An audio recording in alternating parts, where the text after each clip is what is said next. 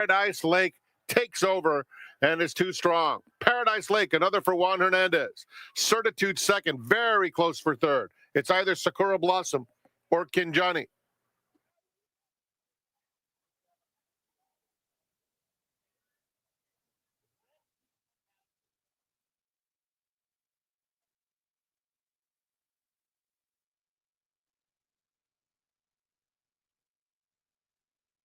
The outside.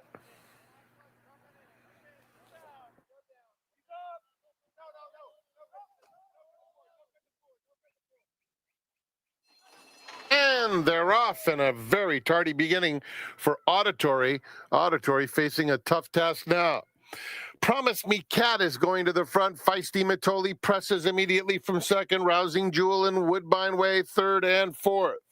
Now Pieris guides Auditory to the outside, about 7 lengths off the lead, and 3 clear of Rose of Jericho. They move into the far turn, and Promise Me Cat pressed hard by Feisty Matoli. These two have been going at it from the moment the gate opened. Rousing Jewel third. Auditory trying to mount a bid in between horses, taking fourth now, heading to the quarter pole. Woodbine Way is next. 5 back to Rose of Jericho. They turn for home.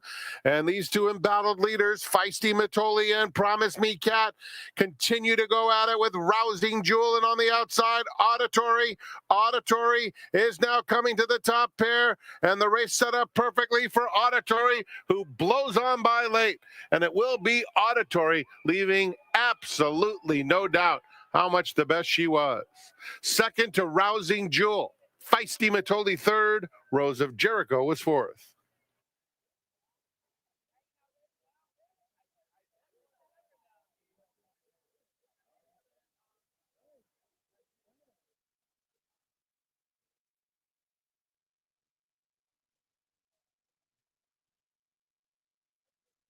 More.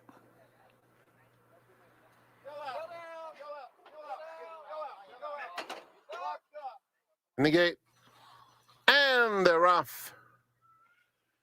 Lil Nas, Vodka came away in good order. Lil Nas on the outside up to take the lead, though. And here's Stolen Treasure flying through, and Stolen Treasure will ensure an honest early tempo. Winning Patriot is now racing in third, and they move around the clubhouse turn. Vodka, 3.5 or 4 lengths off the pace in fourth. Then Kerry Gold, followed by Druidic. Another length back to Cardiff Crack.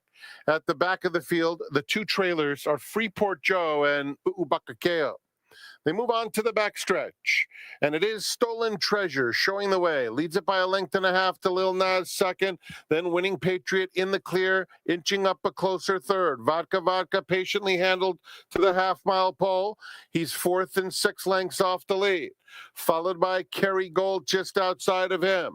Druidic is next, Cardiff Creek, Ubakakeo, and Freeport Joe rounding the far turn. Stolen Treasure has been there throughout. Lil Nas still second, and Winning Patriot on the outside in the clear third. Vodka, Kerry Gold are side by side, fourth and fifth. This quintet is covered by 3 lengths at the top of the stretch. Lil Nas is the leader. On the outside, Winning Patriot. Vodka looking for a seam, finding it now. One from the outside. Extreme outside is Kerry Gold, and in behind horses, Cardiff Crack. Vodka comes to take the lead with a 16th to go and finishes full of run. Vodka and Kent DeSormo winning the nightcap. Cardiff Crack finished well for second. Then it was Kerry Gold in third. The battle for fourth between Freeport Joe and Winning Patriot. The party continues for the connections of Vodka.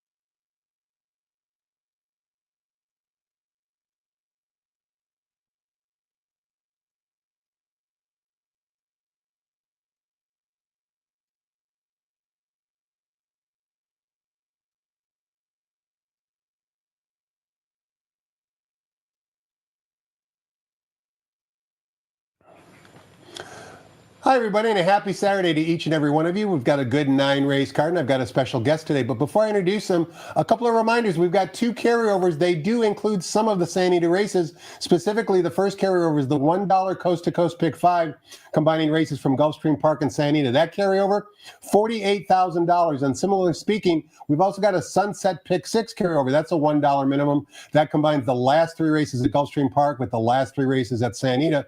That carryover is $54,000. So we need some help on the San Anita races. And our seminar guest today, he's been a busy man. He represents Kaz Kimura, and Kaz has had 44 mounts so far in this short autumn meet. That's more than any other jockey in the colony. He's been around the block at least once or twice. He's represented many well-known jockeys, include Hall of Famers. His name, Brian Beach. Brian, happy Saturday. Welcome to the seminar. Yeah, thank you. Great to have you here. Now let's talk about some of the previous jockeys you had. Nakatani, Ram Sammy, Julie Crone, Chantel Sutherland. The list is endless. Gary Stevens, Mike Smith, Julie Crone. Yeah. Who finds who? Do they come find you or you go find them? Yeah, it's usually, get a, phone call or message from someone else. A lot of times it goes through someone else. Sure. Third person intermediary. Third person, yeah. Intermediary. Maybe a wife sometimes. Oh, sure. You never know. Right. But you don't take every jock's book. So what is it? What's the distinction? You like to represent very accomplished, well-known jockeys. What is the distinction between a jockey calling and saying, I want you to take my book, and you basically hanging up on them or strongly considering taking their book? Yeah, it's just fit, whether you feel like your personality's fit and the kind of business that you think that maybe you could have with that jockey, with the trainers that you're, of course, tight with, and it's just kind of like a general fit more than anything with just what's going on at the present time. And so Kaz Kimura was very accomplished up at Woodbine. He was the leading jockey. I'm sure you had to do a little bit of persuasion to get him down here because A, you probably thought he wouldn't be the leading jockey. B, we wouldn't be riding as many days up as we do up at Woodbine. What convinced either him or you for him to make the plunge to come to Southern California? Well, he'd accomplished quite a lot up at Woodbine. And, he's a young guy kind of trying to look to, make more accomplishments. He's got goals. He's got, races and types of races he wants to win. So, he felt like this was the right place for that. And honestly, Bob Baffert had a lot to do with it. Bob sat him down in his office one day after, he won a stakes race on Mr. Fisk and told him that he thought that it was time for him to come here on a permanent basis. And, thankfully, Kazushi sort of, was in that mindset at the time and agreed. And then, he's moved here now on a permanent basis. Now, you've won some of those races that I'm sure Kaz wants to win. Specifically, you won the Triple Crown with American Pharaoh. Are those some of the goals that Kaz wants to accomplish? Yeah, for sure. Derbies and Breeders' Cups and things like that are high on his list. He'd like to be leading rider, every place he goes. Which is, one of our goals here, which is, going to take some time. But that's, if you're not working and striving for those kind of things, then what are you doing? Of course. And he's very active in the morning. And of course, he works horses. Yeah. He worked some this morning. He's, a hard worker, both on and off the track. He works as many as time permits in the mornings. And then after, when he's not here at the track, he's working out or going on 80-mile-an-hour or 80-mile bike rides. So something you and I aren't doing very often. Not lately. But speaking about the Breeders' Cup, Brian, no one knows the pre-entries yet, although we know generally speaking which runners might be entered into the Breeders' Cup. Since Kaz has all that experience up at Woodbine, are there any Woodbine-based trainers reaching out to you for potential mounts in the Breeders' Cup? Not right now. I think it's a little light on Breeders' Cup horses up there this year. So right now we've got a couple that we're, in the mix for. We got a couple others we're hoping for. So, it's everything's still in flux. How do you establish relationships with the trainers? Of course, you've been here a long period of time, decades, but a new jockey comes in and then you're trying to be the matchmaker between the jockey and the trainer. Some accept you, some reject you. How do you kind of navigate that tricky path with a new jock, so to speak?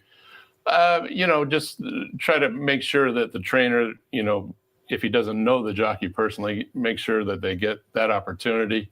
And that could be just by coming by the barn. It could be working horses, that kind of thing. But you just want to make sure everybody knows kind of with a new rider, what the past accomplishments were, where he was before, and just kind of the path that he's on here. What would you say are Kaz's biggest strengths? In other words, is he a strong rider? Is he a good positional rider? Does he understand potential track biases? Just give us a glimpse into what you think his strengths are. Well, he's very strong. He's very fit, very athletic. But I think his best attribute or traits is that he can ride any kind of horse from any position. I think he's good long and short, turf and dirt, as well as sprints with babies, things like that. He's aggressive with the babies and puts them right in the race. So I don't think there's really a hole in his game. It's just, getting the right types of horses to put you on that big stage. And he's kind of a $2 player's favorite type of jockey, because my impression and other pro players' impressions are he tries hard every step of the way. He doesn't take anything for granted. He's trying hard for second or third or fourth, which is important not only to the owners, but also to the players playing trifectas or supers or things of that sort. Yeah, he gives 110% effort on every horse. It's very rare that you see him standing up in the saddle coming across the wire. So he's down and he's trying for 5th place, 6th place, whatever it is. He's trying. And I've had several, owners reach out to me and express appreciation for how hard he tried for their, 4th place or whatever for a horse. So, that's always nice because, every dollar counts, when you're training these horses as far as paying bills and things like that. So, he's definitely a favorite of a lot of people because of that. Outside of the racetrack, does Kaz like Southern California? Does he like the wide variety of outdoor activities we have here in Southern California? I mean, you can go to the beach in the morning and in the wintertime go skiing in the afternoon up in the mountains. Yeah, I don't think he's a skier, which that's yeah. That's good news for you. Yeah, exactly. But he does love the sunny weather and being able to.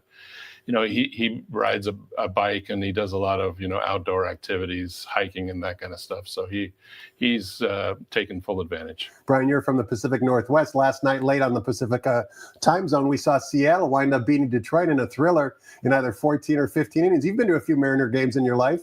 I was at the very first Mariner game ever in the history of the organization.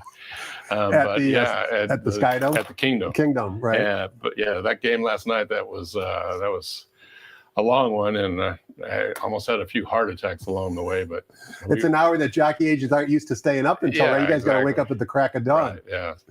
I had friends at the game, and they said, they cut the beer sales off at seventh inning. So there were some stories that some guys were so drunk they actually became sober by the 14th inning and were apologizing to the fans around them for being so obnoxious. They were trying to get the concessions to open back up, but it didn't happen. We're talking to Brian Beach. He represents Kaz Kimura. By the way, on today's 9-race card, Kaz has mounts in 8 of them. We're going to see if we can find out any inside scoop on any of those 8 mounts. But before we do any of that, let's toss the microphone over to track announcer Frank Miramati and get the early changes on today's Saturday's card here at the Great Race Place.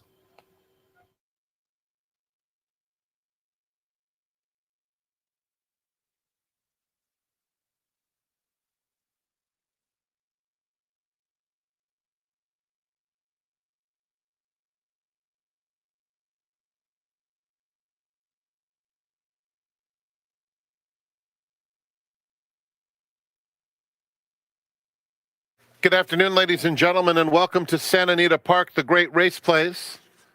The track is fast, the turf firm, the rail on the turf is out 20 feet. Please note we have a Sunset Pick 6 carryover. It starts with Gulfstream's 9th. And a Coast to Coast Pick 5 carryover. It starts with Gulfstream's 8th. Here are the early changes on today's card. In the first, scratch number 1, Prank Zappa. Turning to race 2, scratch number 6, Valkyrian.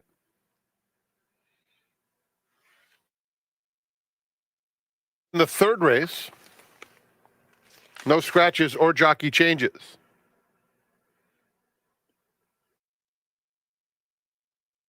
Race 4 starts to pick 6. Scratch number 5, Happy Sprinter. In the fifth, scratch number 2, Dirty Words. All turf pick 3 and late pick 5 start with race 5. No changes in the sixth. The 7th is the California Flag Handicap, and it's presented by City National Bank. Scratch number 7, Stamp My Passport. Race 7, take out the 7. 8th race start of the $5 late double, scratch number 10, Fairlawn's Way. And in the 9th race, super high 5 wagering is offered. And there are no scratches or jockey changes. Enjoy your day at the Great Race Place. Welcome to City National Bank.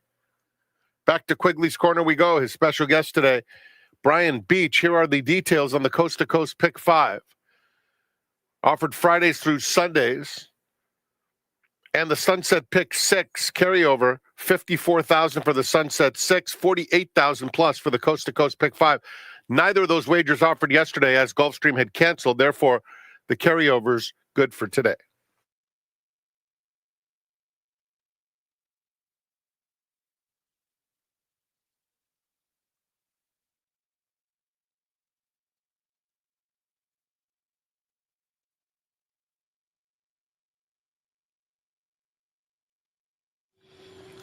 Welcome back. We're talking horses with Brian Beach. He represents Kaz Kimura, the jockey who has mounts in 8 of the 9 races today, including race number 1, Brian. So let's take a look at race number 1. We're 1 mile on the turf course. The rails today on the turf course are at 20 feet. This is for maiden special weight. Scratch the 1, Prank Zappa, leaves us with a field of 7. Take note, number 6, Iron is a first-time gelding. The current betting choice on the board is number 5, Arctic Power from the Red Hot Phil D'Amato barn at 2-1 on the morning line. Your first mount of the day is on number 4, Legal Air, who is a first-time, who is putting blinkers on, I should say, has 2 career starts up to this point. You've ridden both times, but never on the turf. What do you say about Legal Air in race number 1, Brian? Well, we've always had a lot of high hopes for this horse, even before he started. So hopefully this is going to do the trick today, long and on the turf.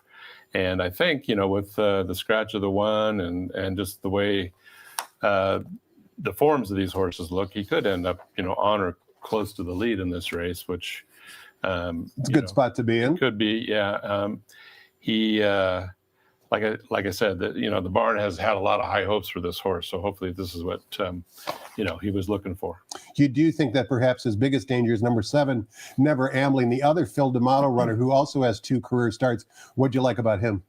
I just like the fact that Rispoli stuck with him, and Phil's always good, but these horses that come from Europe, and especially their second start. Let's talk about that angle for a minute, Brian, because I'm a big believer in that, particularly in the 2 horses that you like here. Number 4, Legal Air, your mount. Kaz ridden the horse twice. You still stick because, like you said, high hopes, now going long on turf. And Rispoli comes back, although maybe a bit of a disappointing effort, finishing 5th last time out in a field of 10. That's an important, from a handicapper standpoint, that's an important handicapping angle, because to me it shows positive intent. Both the jockey, the agent, and even the trainer haven't lost hope in either the horse or the jockey based upon poor performances. Yeah, obviously Umberto saw something, in that horse that he felt like he deserved another chance, and same with Phil. And so, there's other spots you could run if you just, were giving up. So this is obviously not a give up. Brian's mountain race number 1, Legal Air, is a son of Nyquist. You can see blinkers go on, as we've been mentioning. Also, interestingly enough, Lasix comes off today, an interesting angle. And for those of you wondering, over the last 5 years, Richard Mandela has had 41 horses start on turf for the first time that are not first-time starter. He's won with 7 of them. So he's 17% with this angle. And you can see right now on the tote board, number 4, Legal Air, is 4-1 on the morning line. Race number 2 begins the 50-cent early pick 4. We're sprinting 6.5 furlongs in the main track for fillies and mares. It's a starter optional claiming race. We've got a field of 5 after the scratch of number 6, Valkyrie, and the morning line favorite is the one you ride, number 2, Miracle Ball, trained by Lee Baraccio, and of course ridden by Cass, second off the claim. Last time out, bit disappointing, but that was on the turf. Yeah, they wanted to try the turf, and so that race at Del Mar is kind of a throwout. According to Kazushi, just really didn't handle the surface at all. And he's worked her since, and she's doing good, and hopefully back on the dirt in this situation here, she'll be back to her old self. And you like number 3, Big Celebration, first off the claim for trainer Jeff Mullins, ridden by Adrian Escobedo, who we'll talk about a little bit later, particularly in the nightcap. What'd you like about Big Celebration? I just like Jeff off the claim, and he's good at spotting his horses. He claimed the horse out of a mile race, and now he's putting it back into a sprint. And Adrian gets on horses for a lot of people around here, and so Jeff is keeping him on, which I think is a good sign too. Jeff Mullins is was born and raised up in your neck of the woods as well. Have you been able to crack the Jeff Mullins barn with Kaz? Yeah, we've ridden a few here and there, and I think it's tomorrow, maybe Margot's Boy. It's tomorrow or Monday. I forget which day. All the days run together. Yeah, exactly. So, but yeah, Jeff is always great to ride for, and he does a great job, and especially off the claim, he's very tough. 2 and 3 in race number 2 for our seminar guest, Brian Beach. Race number 3, we're sprinting on the turf course, 6 furlongs the distance. Again, a starter optional claiming race. Field of 7. You ride one of the 3 3-year-olds in the field, Brian. That would be number 3. 32 Chunk for Mark Glad, who we have a number of mounts for today. 32 Chunk ran at Churchill Downs 2 races back and actually ran quite well. The one turf race up to this point was in his debut, where he ran okay, but Kaz has been his steady pilot in all 3 of his Southern California races up to this point. What are your expectations for number 3, 32 Chunk in race 3? Well, we're hoping that he's just in such good form that the surface doesn't matter. This race came up before the dirt race does in the book, and so sometimes you have to, jump in the races that go. And, like I said, he's in top form right now, so hopefully he'll be able to carry that over to the turf. What is it that you and Mark and Glad have so much success and commonality with? You can see right in the racing form that you've had 74 mounts over the last 18 months or so with the Mark Glad barn, winning at a 23% win clip. Why is that combination so successful, Brian? I know Mark believes a lot in Kazushi and loves the way he rides, and he's good at picking out horses that he feels like jockeys fit.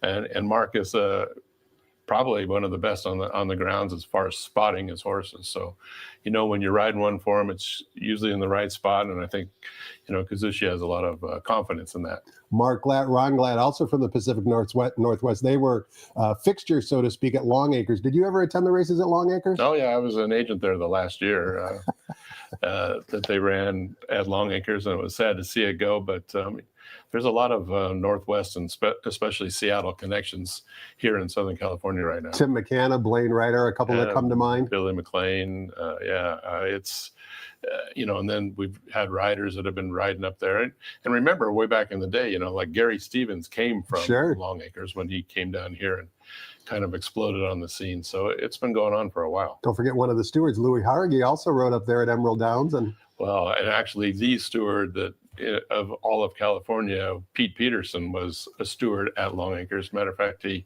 believe he gave Charlie Whittingham his license test up there. So he is the dean, or was the dean of all stewards in the world. Yeah, Pete Peterson, a legend, certainly. Well known to many, many racing people in the industry. Race number 2 begins the $2 pick 6. No carryover yesterday after we had multiple winners in the pick 6. So we start things fresh in race 4, going 1 mile on the main track. This is an allowance optional claiming race, non-winners of 1 other than. Also, if you have the program, this race is named in honor of San Diego Park. Welcome City National Bank, the presenting sponsor of our feature race today. So welcome to those of you who are employed by City National Bank. Welcome to the great race place. We've got a field of 5 in race number 4 because we're scratching number 5, Happy Sprinter, the morning line favorite, number 4, Delmar Jerry at 7-5. But here's another mount you have on today's card, Brian. Number 3, Mining District for trainer Doug O'Neill. You're 6-1 on the morning line. I think you've got a chance in this race. Yeah, this is kind of a mismatch race here with a lot of different, kind of forms coming into it.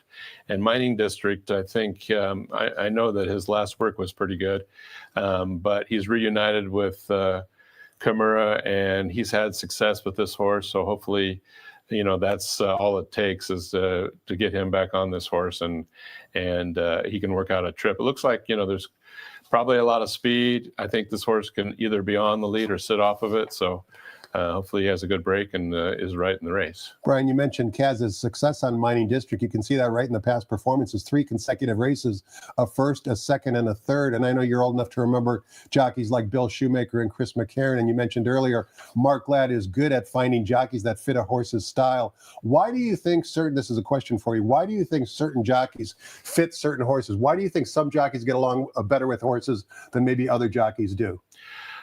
Some of them, are just have a different personality, both rider and horse, and sometimes, that's kind of a headbutt, or it can be kind of like humans. Yeah, exactly. Or it can be a good relationship, and a lot of times it happens, right away when they get on the horse for the first time. They can, the horse maybe acts and performs a little differently than it did with, someone else or even the morning rider. It's not an exact science. We like to think it is when we print the past performances, but there's so much that goes into this game that's not in the past performances. Right. You have to think above and beyond what you see in print in order to try and identify winners. Well, the personality of both the horse and the rider have, a lot of importance, and how they mesh together is even more important. Race number 5 begins both the 50-cent late pick 5 as well as the $3 all turf pick 3. We're spinning 6 furlongs in the flat turf course for maiden claimers. $50,000 is the claiming tag. Scratch the 2 dirty words. Still leaves us with a field of 8. The morning line favorite is number 7 Reno, the 5-year-old maiden, the son of Collected, who is 7-5 on the morning line, taking a drop down in class. You ride a long shot in this race, Brian. Number 8, B. Grayson, who 2-back sprinted at Del Mar on August 21st. We're going to watch the replay of that particular race. B. Grayson, who we're watching in this replay, is going to be wearing saddlecloth number 5. Also is going to be wearing the orange silks. I want you to watch the trip that B. Grayson has, because around the top of the turn, B. Grayson is basically second to last. You would think he has no chance of getting back in the race, but yet he does, finishing a good closing third. This distance of the replay we're about to watch was 5 furlongs. Today's distance is 6 furlongs, so he gets an extra furlong to work with. So let's listen to Larry Colmus describe the action back on August 21st and watch B. Grayson in the orange silks wearing saddlecloth number 5. They're off. Vino Amante missed the break and is off well behind the field. It's Mutt Dillon who had the best beginning. Mutt Dillon to the front, opening up a length and a half from the competition. The favorite Video Review was second early on. Then Dirty Words on the inside. Lean Music Machine, Smiling Tizzy, and B. Grayson tightly packed ahead of the trailer Vino Amante. So they're racing for the far turn. Mutt Dillon leads Video Review by a length and a half. Smiling Tizzy is third to the outside. Down toward the rail comes Dirty Words in fourth. It went 22.99 for the quarter. Then it's Lean Music Machine, B. Grayson behind them. Vino Amante is the trailer. Mutt Dillon, still the leader here. The favorite Video Review, yet to make an impact, is still second and 2 lengths behind with 1 furlong to run. Video Review trying to come and get Mutt Dillon, who is still there. And then Lean Music Machine on the outside. Dirty Words and B. Grayson finishing well in the middle, but it's Mutt Dillon. Mutt Dillon and Armando Aguilar to win second. Brian, that was an example where Kaz Kamura never gives up no matter where the position of his horse might be. As I indicated, turning for home, he was second to last and yet rallied late for third. As I mentioned, his odds that particular afternoon were 10-1. Now he's 15-1 back at the same class level. I like him as a long shot. You actually like him as well. Well, yeah, I really didn't understand 15-1 there. But, if you throw out the last race, then he looks like he has to be in this mix. And kind of what you were talking about, Kamura not giving up, but also part of that is, that was the first time that he rode the horse, and he was, he only had 5 furlongs to kind of figure him out, right? And it took him probably 4 furlongs. Yeah, 4 furlongs to figure him out, and then, oh, okay, this is what you want to do. And I think he got him straightened out, turning for home, and got some daylight, and that was kind of what he wants to do. And hopefully he'll have the same kind of trip. But the extra furlong today should be in his favor. You do, as we can see on the graphic, also respect number 7, Reno, who is the morning line favorite. Before we talk about Reno's chances, let's talk about Hector Barrios, because you're a great evaluator of jockey talent. What makes Hector such an effective rider on the turf and also on the main track? He won the stakes race for Jeff Mullins last Saturday in Trepido, beating a couple of Bob Baffert runners. Right. He's got really good hands. I think he gets horses to relax and come back to him. And he's, a good positional rider too. He's always in the right spot. He saves ground when he can, and that's important, especially on the turf. Reno does have early speed, and you think the drop down in class might wake him up even though he's 5? That's always the big key, especially when you go from maiden special weight in California to 50s and 20s. That's huge, and usually it does the trick. I mean, it looks like on paper here that he fades in the stretch, but that could be the company that he was keeping too. In this race, I would imagine it'll be pretty tough to run down.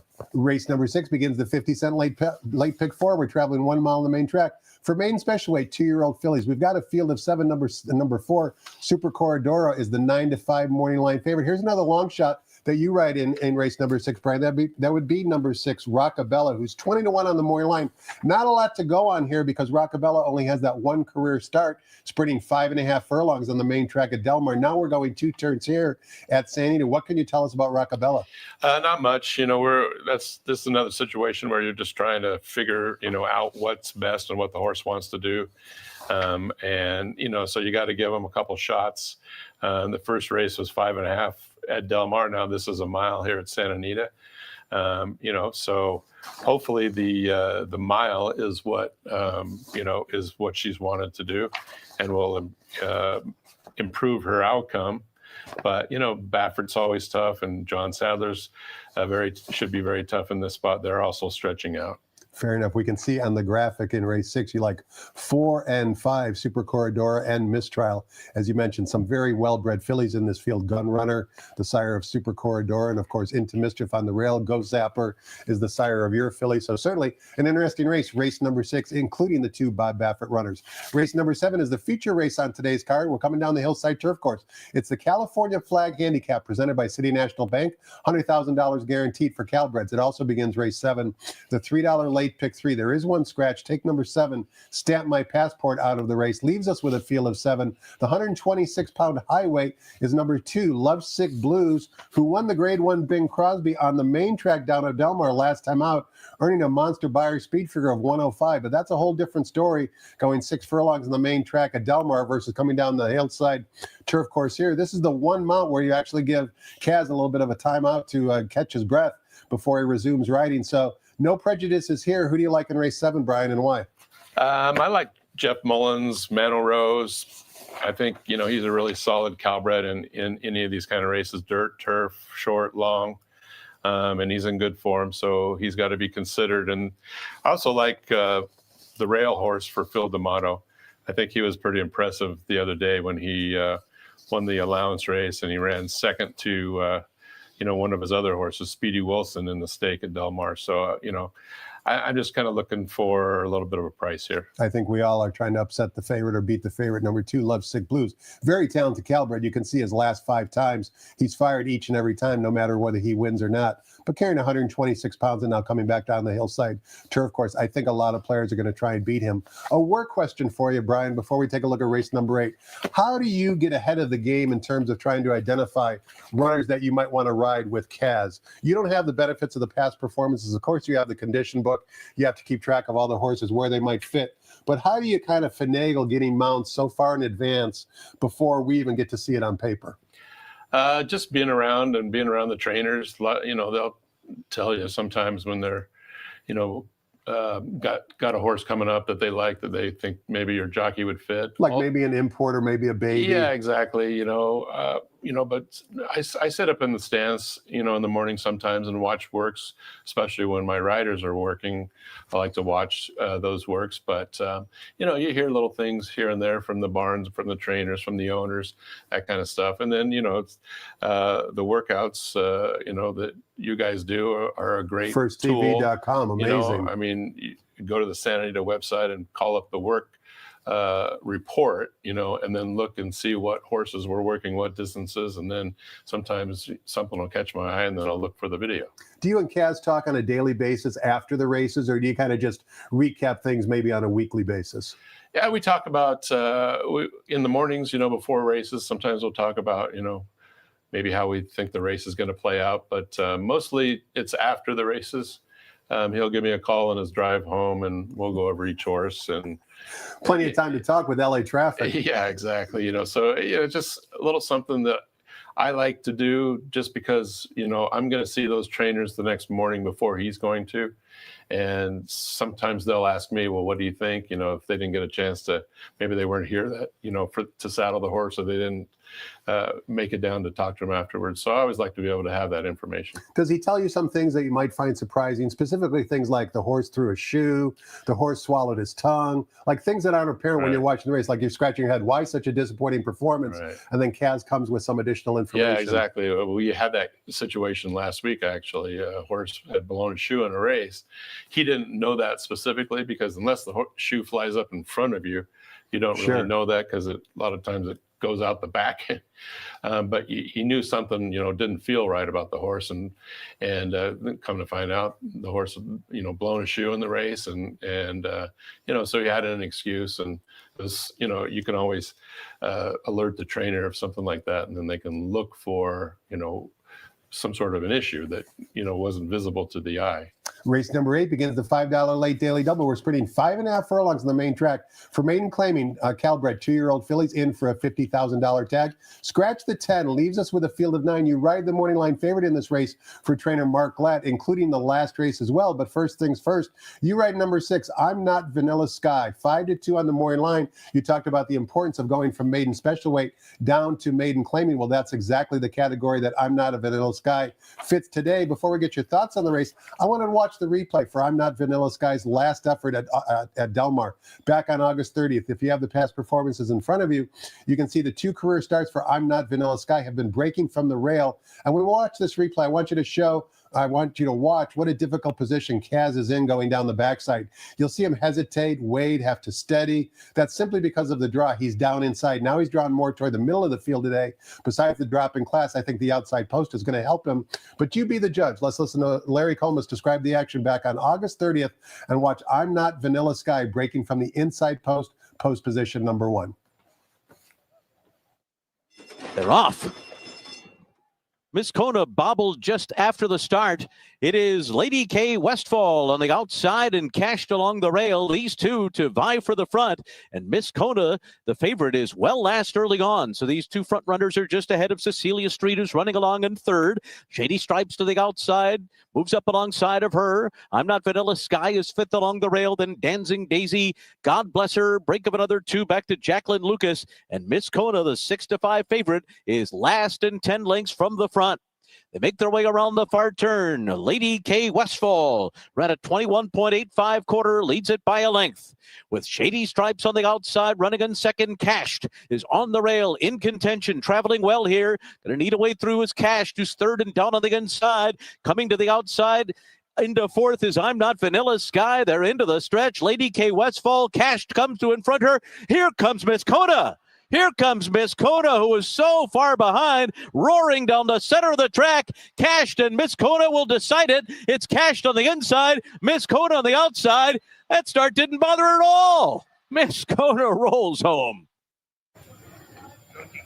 Brian, Miss Kona for trainer Peter Eaton was very impressive on debut. But nevertheless, as I mentioned, I'm Not Vanilla Sky was following the second place finisher in that replay we just watched, Cashed.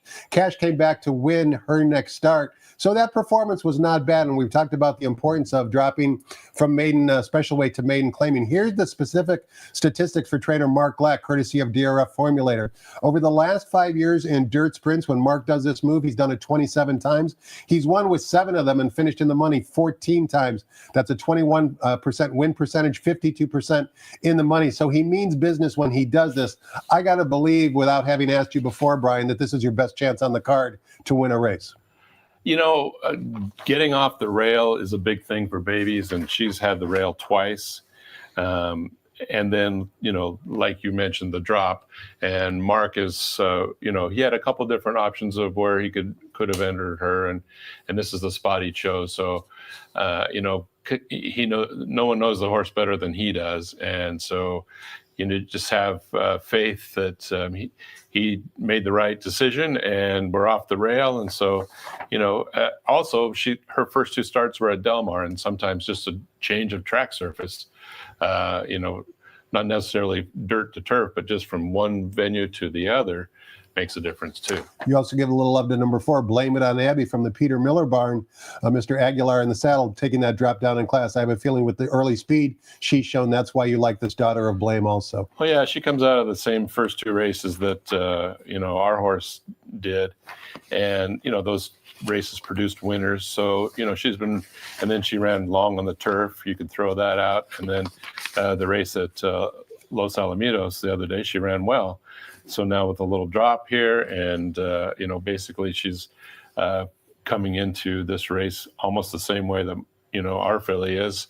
So you got to respect her too. We close out the day in race number 9, offering $1 super high five wagering. We're traveling 1.1 miles on the turf course for allowance optional claiming types. Non-winners of 2 other than. We've got a good field of 10. Take note, number 10, Maniatic, is the first time gelding. Morning line favorite is the runner you ride, once again for Mark Latt. Number 3, Old Pal, coming off the long layoff. Before we get your thoughts on the race, Brian, wanted to show a workout courtesy of our friends at firsttv.com. This is a team workout on the training track back on September 27th. That is Old Pal in the back with the red cap. Queen Bay is a 2-year-old filly from the Simon Callahan barn, and People Are Talking is another runner in this particular workout as well. But that's Old Pal, kind of going to split horses here as they turn for home with the Mark Latt blue blinkers on. And I thought really did well in this particular workout. Very, very competitive. Again, coming off that long layoff, hasn't been seen since January. What did you like either about this workout, or what do you like about the mount of Old Pal in the nightcap, Brian? Well, I like the fact that we got the mount. I mean, it really wasn't our mount to get. It was, Antonio Frisu is the regular jockey for the horse, and he ended up with a suspension day right at the last kind of a late notice kind of deal. And sometimes the best position to be in is open. And that's what we were. And Mark had called me, and so it worked out. So hopefully, there's some good vibes going on there. What's interesting about Old Pal is 2 things. First of all 4 of his career wins have been on the St. Anita turf course, so that's good news today. But just take a look as a guide. I'm not saying they're the end-all to be-all, but just take a look at the Beyer speed figures throughout Old Pal's career. They're completely improving and ascending race after race after race. And I think, Brian, one of the things that really sticks out to me when I look at that is the training accomplishment and the training ability of Mark Latt. Granted, this horse has had some breaks in his training, but whenever he comes back, he's actually a better horse than before he went to the sidelines. Yeah, freshening seems to suit this horse, and he's obviously fit enough with those types of works that you just showed. So he should be ready to give a good effort, and I think the one horse also. This is a horse that he ran really well the other day against Mondego, and Mondego came back and ran real big in the John Henry here. So I think he's turned it around a little bit, and he's got some good races to go back to, and he likes this kind of a distance. Race number 9 is an excellent betting race, both for individual purposes as well as for $1 super high five purposes. You can make a case for a number of runners in this field. Phil D'Amato has a runner we didn't talk about. Richie Baltus has 2 runners. John Sadler, Richard Mandela. The contention runs deep in race number 9. Before we let you go, Brian, 2 more wagers to consider where the contention also runs deep, and I talked about them at the beginning of the seminar. We've got a $1 coast-to-coast pick 5 carryover of $48,000. As you can see, that sequence starts with Gulfstream Park, race number 8 at 1:35 p.m. Pacific time. 2 of the races from San Diego, both races 3 and 4 here, are part of that $1 coast-to-coast pick 5 carryover. Also, we've got a $1 Sunset 6 carryover. That's a pick 6, combining the last 3 races at San Diego with the last 3 races at Gulfstream Park. That wager kicks off with the 9th race at Gulfstream Park. Post time for that is 2:07 with the carryover, as I mentioned, $54,000. Brian, you're a very, very busy man. I appreciate you sitting down and shooting the breeze with us for the last 40 minutes. Good luck with Kaz, not only today, but for the remainder of the meet, and of course in the Breeders' Cup as well. All right. Thanks, Tom. My pleasure. Thanks to all of you for watching. Hope you enjoyed it.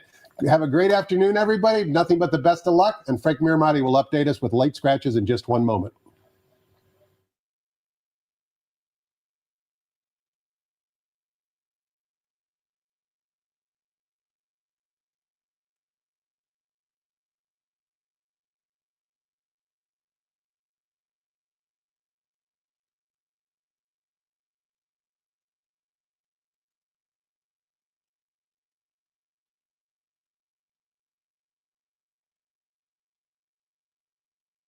Ladies and gentlemen, please rise for our national anthem.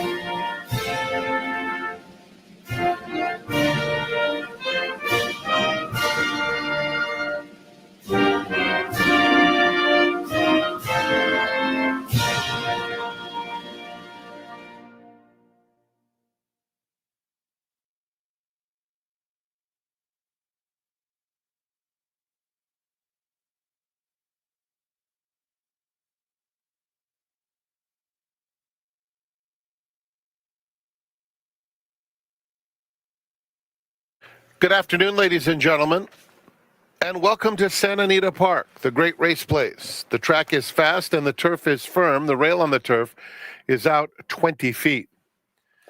Here are the changes. In the first, scratch number 1, Prank Zappa. Please note the Coast to Coast Pick 5 and the Sunset Pick 6, both of which start at Gulfstream Park in the 8th and 9th races respectively, have carryovers of $48,000 and $54,000. In the second, scratch number 6, Valkyrian, early pick 4 wagering offer. In the third, just a blinker note. And in the fourth, scratch number 5, Happy Sprinter. The fourth is the start of the $2 pick 6. Turning to race number 5, scratch number 2, Dirty Words. Turf pick 3, late pick 5 start with the 5th and the 6th. No changes. The 7th is the California Flag presented by City National Bank. Scratch 7, Stamp My Passport. In the 8th, scratch number 10, Fairlawn's Way. $5 late double wagering offered. And in the 9th, super high 5 wagering is offered. Just the one blinker note. Enjoy your day at Santa Anita.